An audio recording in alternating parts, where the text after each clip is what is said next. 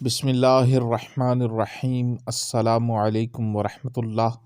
تمام معزز سامعین و ناظرین کو انفارمیشن پوائنٹ کے پلیٹ فارم پر خوش آمدید۔ سامعین و ناظرین، ہماری آج کی ویڈیو کے اندر ہم جانیں گے ایمان کی دو شاخیں کون سی ہیں اور نفاق کی منافقت کی دو شاخیں کون سی ہیں۔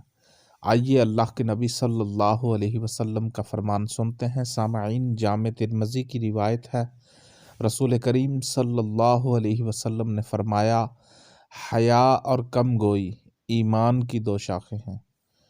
بے حیائی کی باتیں کرنا اور زیادہ بولنا نفاق کی دو شاخیں ہیں۔